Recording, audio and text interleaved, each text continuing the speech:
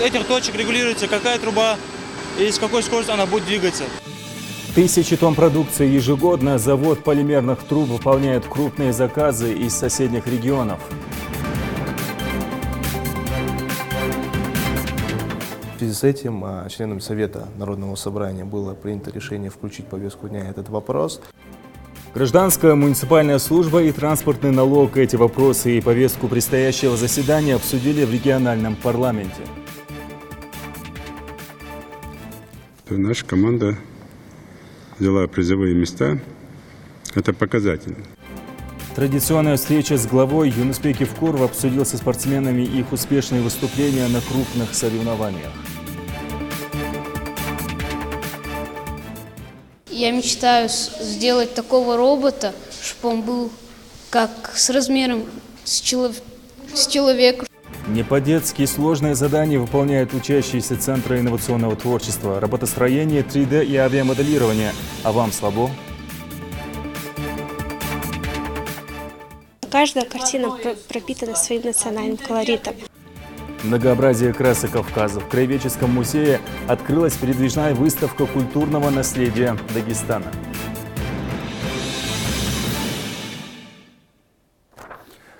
На телеканале Ингушетия информационная программа «Новости 24». Здравствуйте. В Магасе прошла встреча Юнусбека Евкурова с полномочным представителем Ингушетии в Ставропольском крае Баширом Даурбековым. Обсуждались результаты работы представительства, достигнутые за последние месяцы. Так, по словам Даурбекова, в этом году наша республика была впервые представлена на дне Ставропольского края как самостоятельный этнокультурный пласт. В октябре совместно с преподавателями Пятигорского медико-фармацевтического института в общеобразовательных заведениях Ингушетии была проведена акция «Спаси жизнь». В дальнейшем предполагается пополнение базы наших партнеров Пятигорским государственным и Ставропольским медицинским университетами.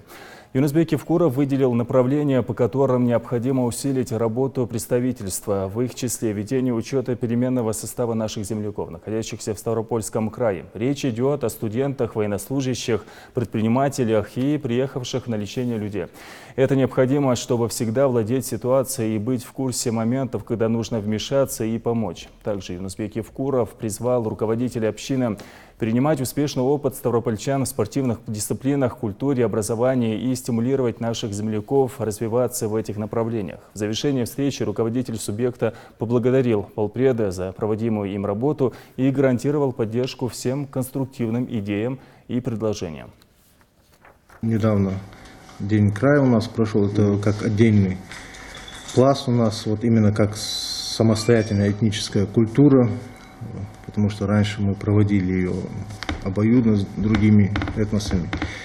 И работа с органами власти налажена. Также много задач, которые мы перед собой поставили. И с вашего разрешения, да, Леонид, мы планируем вам проект для подписания губернатора и вас о соглашении взаимодействии в разных сферах. На контроле надо держать, там, где необходимость есть, помочь. И в больнице, там, место выйти, там что-то надо помогать по мере возможности. У вас там свободных денег нет, и вообще да, вы на общественных началах, и все это должны понимать. Надо посмотреть, в каких общественных проектах, в каких мероприятиях вы должны участвовать. Должны участвовать везде. Я проверял, смотрел национальный двор. Надо уже понимать, каждый субъект представляет свой регион, свою культуру, свои традиции, свои обычаи. И каждому региону ставится оценка. На это обращать надо внимание, в этом ничего нет плохого, не надо это стесняться. Вы представляете республику, и надо сейчас уже не ждать следующего года, уже сейчас. У нас в крае есть наши предприниматели. Каждому дать поручение. Мы были на дне Ставрополя, вот здесь тоже надо смотреть, когда вот такие праздники происходят, День столицы там, или День края, там еще что-то, надо делать заявку здесь и направлять туда артистов, чтобы наши артисты от республики тоже могли выступить. Это тоже имидж. Это очень большая поддержка, да, будет, конечно. Плюс студенты, которые там находятся, их надо взять на контроль. Я же повторяю, надо смотреть, те студенты, которые перепутали ориентиры, их надо профилактировать. Надо приглашать родителей, надо смотреть. Нельзя допускать того, чтобы один студент, который там перепутал ориентиры, портил тех, кто уже сориентирован идет на учебу или по учебе. Жалко ребят все-таки, поэтому здесь очень серьезно смотреть за этим делом. Ну и постараться максимально контролировать, проверять, особенно там через коменданта в общежитии, как в общежитиях живут, как себя ведут, как учатся в конце концов. То, что вы говорили, проекты по вузам медицинским, и это тоже нужно. Серковский федеральный университет, там вот и контакт должен быть. То есть везде должен быть контакт. И в том числе ребят, которые служат в воинских частях, тоже надо их учитывать, с командирами частей телефон свой отдать, малейшие там какие-то проблемы или там плюсы, минусы, чтобы вам звонили.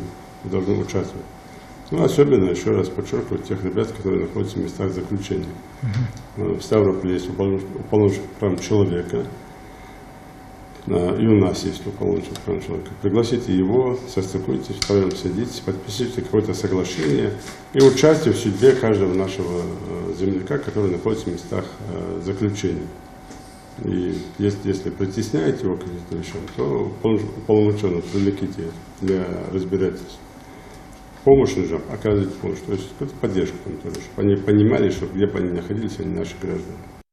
В Сочи продолжает работу Всемирный фестиваль молодежи и студентов. Социальная политика, волонтерское движение, медицина и культура. Темы дискуссий и круглых столов разнообразны. В этом году фестиваль побил все рекорды по числу стран-участниц. В Сочи съехались десятки тысяч молодых людей из всех стран мира. Для них это отличная возможность поближе познакомиться с Россией. В фестивале принимает участие ингушская делегация. Нашему региону выделили 45 мест. Республика, как один из самых молодых субъектов страны, также отдельно представлена на выставке достопримечательностей региона в России, где Ингушетия презентует свои масштабные инновационные проекты. Это компьютерная игра, разработанная ингушскими ребятами «Дизель Ганс», и второй проект уже связанный с годом экологии – школа ресайлинга. Программа молодежного форума включает в себя не только серьезные мероприятия, встречи, но и музыкальные события. Сегодня уже с утра началась образовательная работа. Ребята разбились по своим направлениям. Это журналистика, это экономика, это технологии будущего, это спортивные направления и экология. Вот. Также сегодня ожидается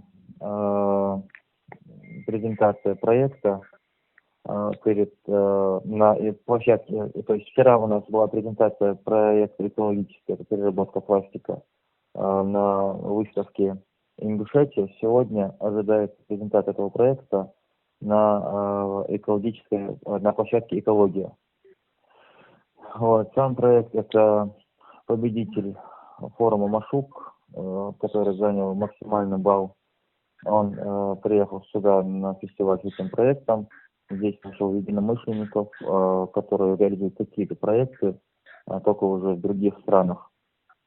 Они сейчас совместными усилиями будут презентовать этот продукт на площадке «Экология». Сегодня я был на площадке, образовательная площадка, называется «Экология и здоровье». На этой площадке присутствовали очень крутые звезды. Афроз Шах. Он должен к нам подойти чуть попозже, но мы с ним сфотографировались, поговорили про наш проект, и ему очень сильно понравилось. Второе, это тоже очень хорошая, Татьяна Лаврова, это руководитель международного движения Let to Go, это типа «Сделаем». Это такое эстонское экологическое движение, которое проводит всемирные субботники по всей Европе. В том числе она является аккредитованным экологическим движением ООН, то есть такой очень высокого ранга женщина. Нам сейчас всячески предлагают хоть какую-то помощь в виде открытия своих отделений в других регионах, либо мы им предлагаем собирать пластик у себя дома, то есть не выкидывать его, а нам уже присылать по почте, и мы в виде бартерной системы на 100 килограмм, на то количество пластика, которое они соберут, в последующем предоставим бесплатно продукцию. Гарантия 50 лет. Завод по производству полимерных труб оправдывает возложенные на него надежды. Ежегодно на предприятии изготавливает тысячи тонн продукции, которая по качеству соответствует мировым стандартам. Такие показатели привлекают внимание не только заказчиков из Ингушетии. Завод поставляет продукцию и в другие регионы. В настоящее время на предприятии выполняют крупные заказы из Чеченской Республики. Материал Рины Цичеевой.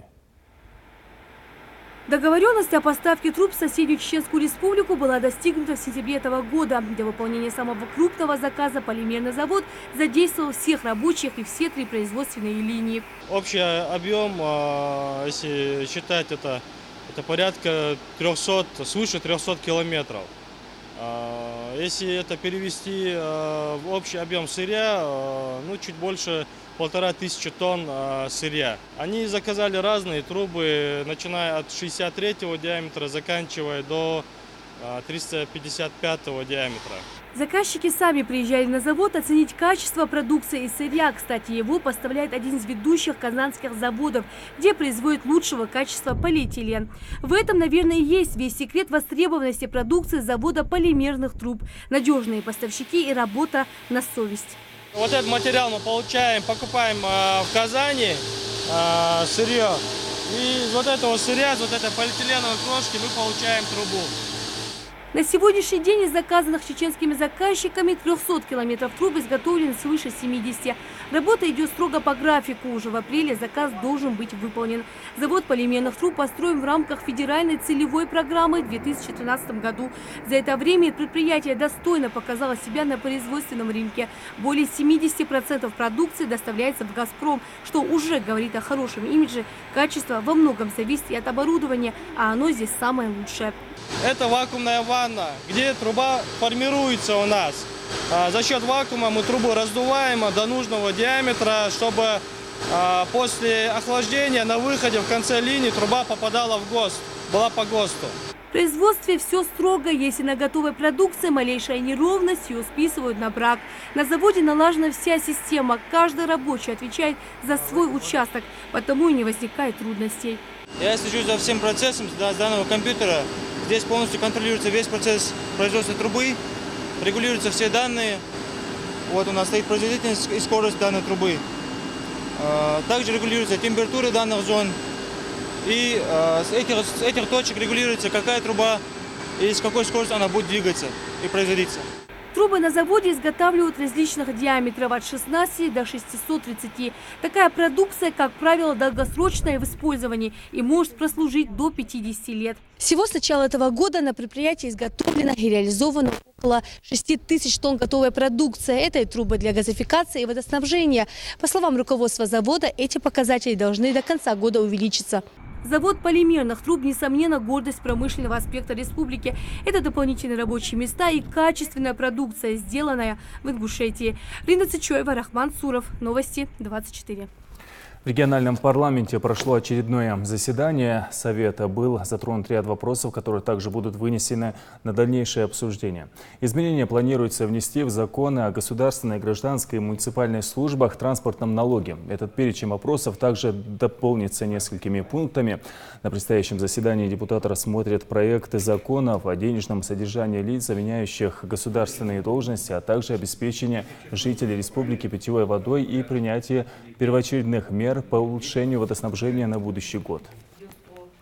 Этот вопрос в повестке дня появился не случайно, поскольку все мы прекрасно знаем, что весенний-летний период, особенно летом, жители республики сталкиваются с такой проблемой, как отсутствие питьевой воды. И в связи с этим членами Совета Народного собрания было принято решение включить в повестку дня этот вопрос. В Зимнем саду администрация главы Ингушетии прошла встреча Юнусбека Евкурова со спортсменами, ставшей уже доброй традицией. В этот раз руководитель субъекта принял у себя парашютистов, представителей силового троеборья, которые стали победителями Кубка мира по пауэрлифтингу.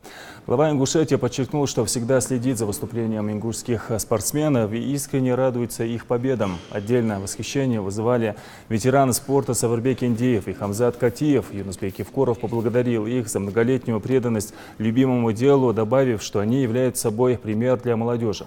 Далее глава рассказал о планах на ближайшую перспективу. Речь, в частности, шла о подготовке к открытию ряда крупных спортивных объектов в Назрани и Магасе. Завершилась встреча на приятной ноте. Глава Ингушетии наградил грамотами ребят, которые успешно выступали на крупных соревнованиях в этом году. Среди отличившихся были и участники фестиваля культуры и спорта народов Северного Кавказа. Если брать уже такие соревнования, как мы их называем, всероссийские, в том числе в Дагестане, то наша команда взяла призовые места. Это показательно. Это хорошо.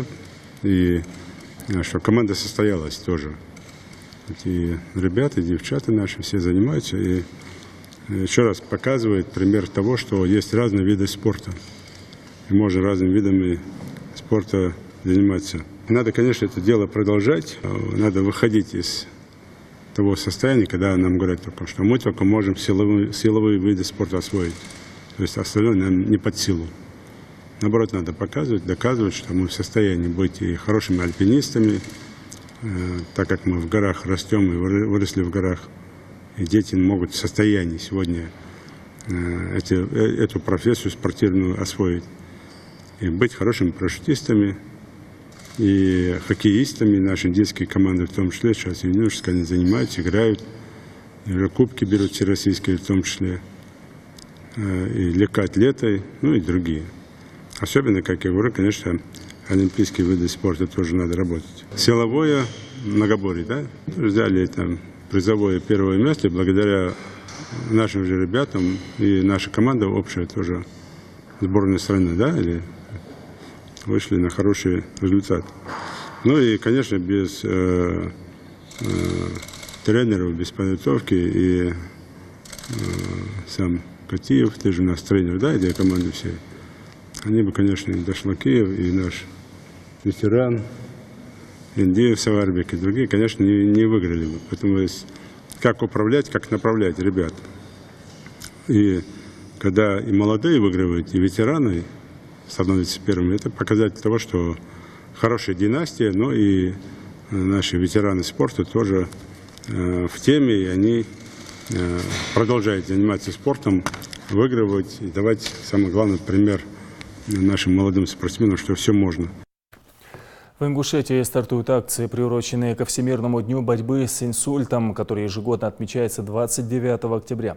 В рамках празднования этого дня во всех медицинских заведениях республики началась акция «Инсульту нет». Все желающие по месту жительства смогут получить консультацию невролога, кардиолога, сделать ЭКГ-обследование, узнать свое артериальное давление, а также получить информационный материал по профилактике инсульта. С каждым днем погода ухудшается, наступают холода, и сейчас самое время заняться профилактикой гриппа, считают врачи. В ингушские медзаведения пациенты с таким диагнозом пока не поступали, но сезон такой, что подхватить вирус можно в любой момент, если организм человека не защищен. Как усилить иммунитет и пережить холода без болезней, узнавал наш корреспондент. Сегодня вы чувствуете себя бодро и весело, а уже завтра может разболеться горло, заложить нос, раскалываться голова, ломить суставы и лихорадить. Это обычные признаки простуды, которые, как правило, приходят вместе с зимой и холодами. Но даже при таких явных симптомах мало кто спешит к врачам и предпочитает лечиться дома. Это не самое лучшее решение, считают медики. Даже самая обычная простуда может привести к серьезным осложнениям. Самолечением лучше не заниматься, это я говорю каждый раз. Лучше обратиться к врачу. Так, врач обследует больного, назначит лечение, и больному станет легче. Невзирая на состояние, многие с температурой спешат в школу, университет, на работу по своим делам. Мало кого беспокоит, что они потенциальные распространители вируса, не думая о последствиях в первую очередь для себя и других. Если взрослым все можно объяснить на пальцах, то к детям должен быть особый подход. Их нужно приучать к простым мерам профилактики. Пятилетняя Милана хоть и знает, что нужно делать в том случае, если человек заболел, но больше всего на свете боится испытать это на себе. Как известно, вирусная простуда передается воздушно-капельным путем. Если, к примеру, заболел один из родителей, есть большая вероятность, что заболеет сам ребенок, а за ним и целая группа. Эту цепочку лучше оборвать еще в самом начале. Детей, которых с признаками простуды, их отправляют домой, и таких детей не допускает в детский садик без справки.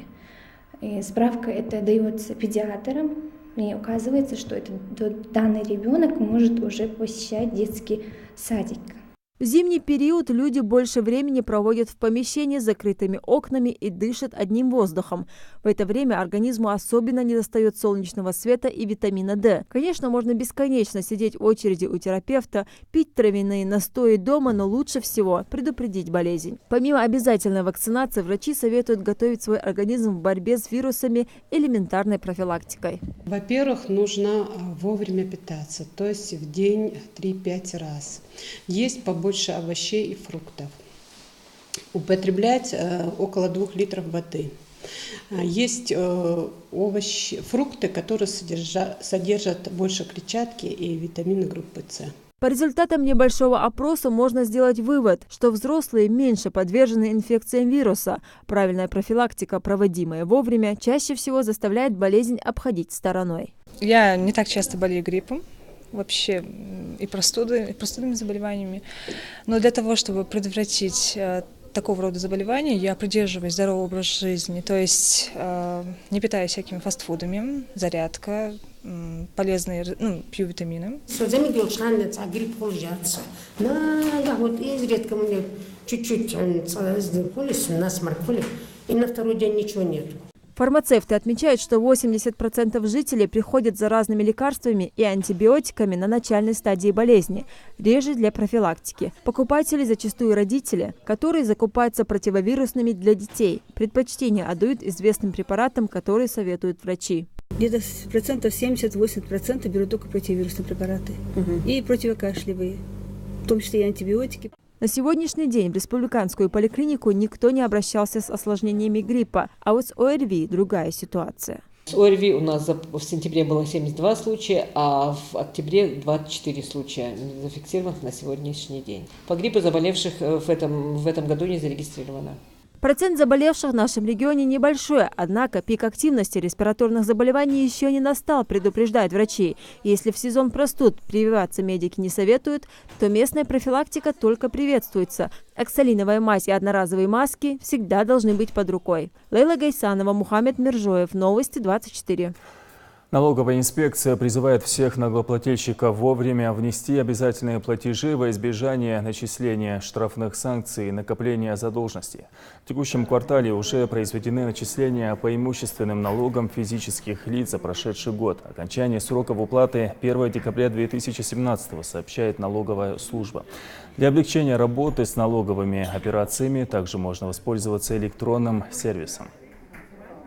Начиная с 2016 отчетного года льгота по земельному налогу предоставляется в отношении одного земельного участка, и точно так же льгота по имущественному налогу по одному объекту недвижимости. И не могу не упомянуть об электронном сервисе ФНС России, личный кабинет налогоплательщика для физических лиц. Очень удобный сервис, он является одним из самых популярных электронных сервисов ФНС России, и он позволяет своим пользователям увидеть суммы начисленных уплаченных платежей, всю информацию по задолженности либо о существующей переплате налогов, а также обращаться в налоговый орган без личного визита и многое другое. Для того, чтобы получить доступ к личному кабинету налогоплательщика для физических лиц, необходимо обратиться в любой налоговый орган, и при себе нужно иметь паспорт и оригинал или копию свидетельства ННН. Личный кабинет открывается в течение 15 минут, и присвоенный временный пароль необходимо сменить в течение месяца. И дальше вы пользуетесь данным онлайн-ресурсом. Объем утечек информации с персональными и платежными данными по всему миру вырос в 8 раз. Как следует из отчета компании InfoWatch, в первой половине прошлого года утекло около 1 миллиарда записей. В этом году уже почти 8. Большая часть данных попала к третьим лицам из-за происков хакеров, остальное же по вине самих сотрудников компании и их халатности. Наиболее популярные утечки через электронную почту и облачные хранилища. По словам экспертов, реальное число потерянной информации больше, чем следует из отчета. Ведь зачастую подобные инциденты предпочитают скрывать.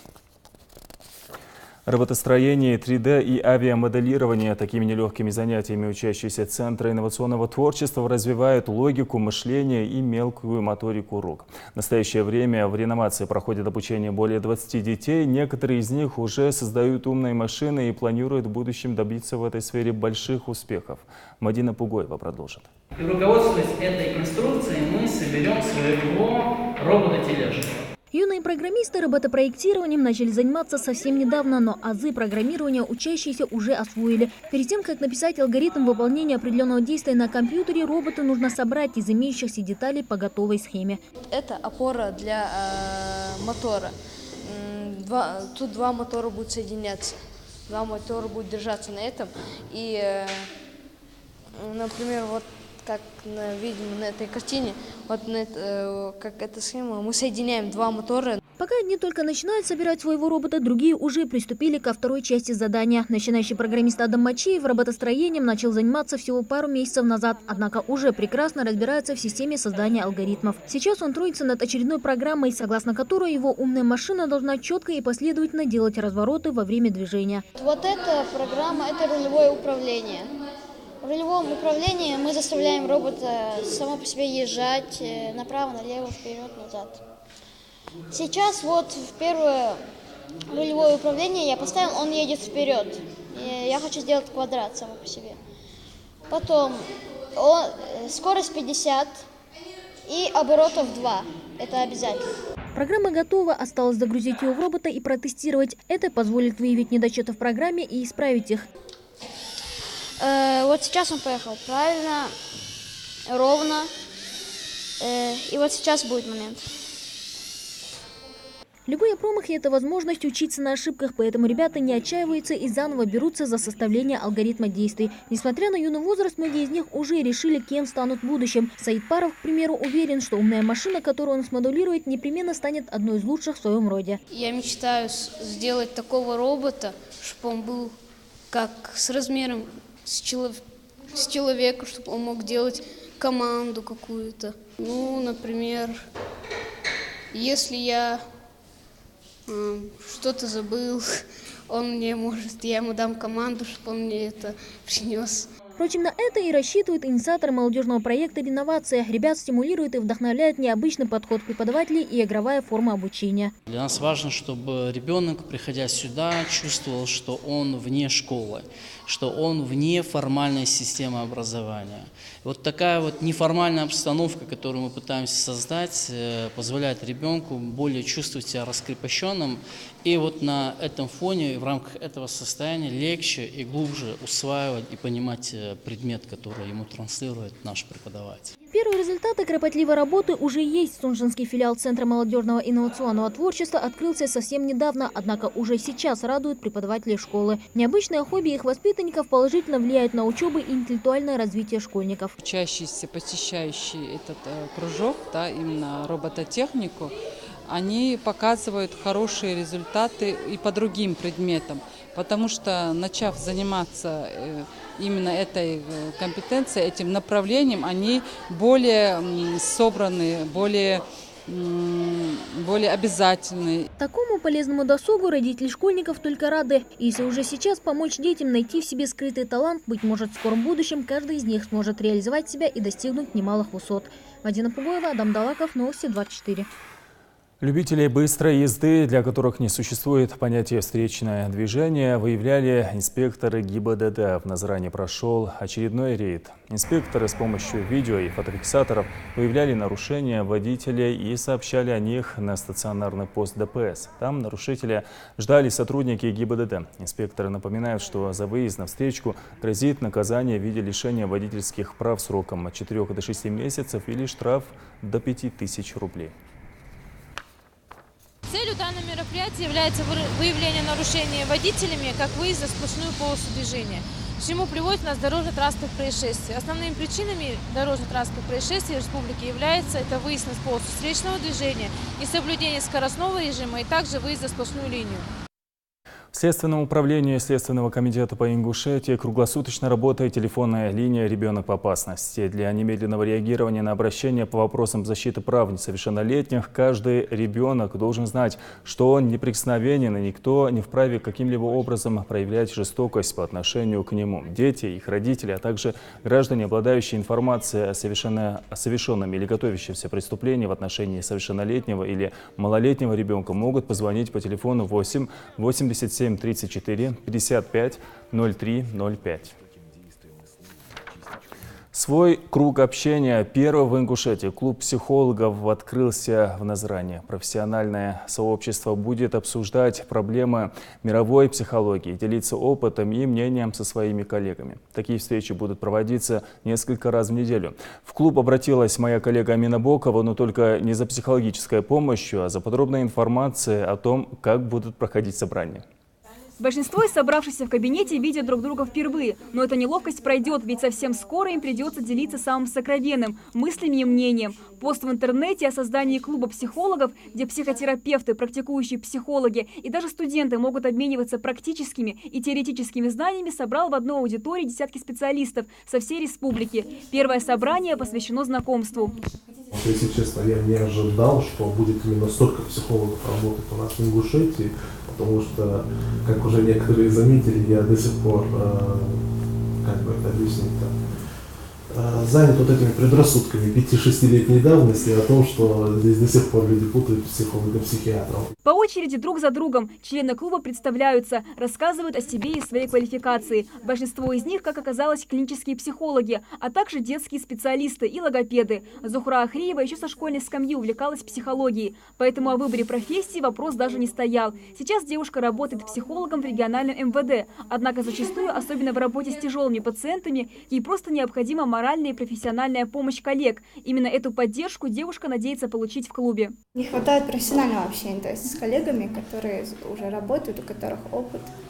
Авторы проекта «Молодые психологи» Лёля Кадзоева и Хадижат Мизиева. Идея открытия сообщества психологов Ингушетии зародилась у девушек уже давно. По их мнению, очень важно, чтобы у представителей таких профессий, как врач, психолог и учитель, был свой круг общения, своего рода разгрузка после насыщенных рабочих будней. Клуб психологов – это еще и возможность получения новых знаний, отработки и усовершенствования профессиональных навыков, повышения уровня самоанализа. Ну и, конечно, все это будет способствовать развитию здоровой конкуренции. Есть студенты, которые приехали из других вузов, у которых реально теория очень такая сильная база. Я думаю, там будет идеальный такой обмен знаний и опыта. В формате беседы специалисты обсуждают как и проблемы мировой психологии, так и случаи собственной практики. Конечно, при соблюдении полной конфиденциальности. Как и в любом клубе, здесь есть свои правила. Участники имеют право накладывать вето, если обсуждение затрагивает слишком личные темы. Я думаю, что очень много вопросов назрело именно в Ингушетии.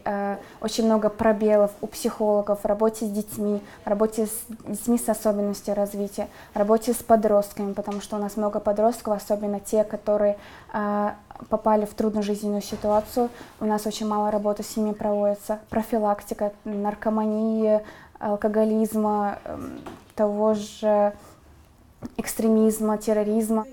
Психологи собираются каждую пятницу, субботу и воскресенье. Постоянного членства в этом клубе нет, поэтому участники могут уходить, а на их смену приходить новые, но обязательно по предварительной записи. Также организаторы планируют привлекать на встречи специалистов из других регионов. Клуб открыт в торговом центре «Ковчег», в медицинском центре «Добрый доктор». Амина Бокова, Гапурчик, Киев, Новости 24. Многообразие красок Кавказа продемонстрировали в Краеведческом музее. Там открылась передвижная выставка культурного наследия Дагестана. 45 работ декоративно-прикладного художественного искусства были продемонстрированы ингушскому зрителю. Чем они запомнились, посетителям расскажет Мария Мистоева.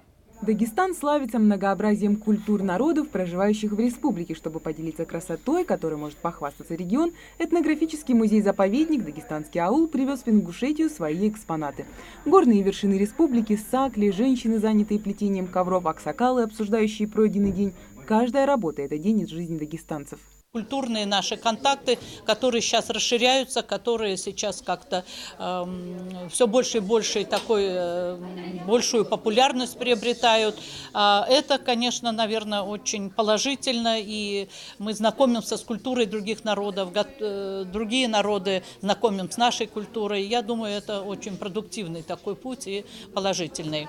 Работы именитых дагестанских художников увлекают каждого зрителя насыщенными красками и самим сценарием, идеей, которая вкладывалась в работу мастера. На выставке мне понравились все картины, потому что каждая картина пропитана своим национальным колоритом.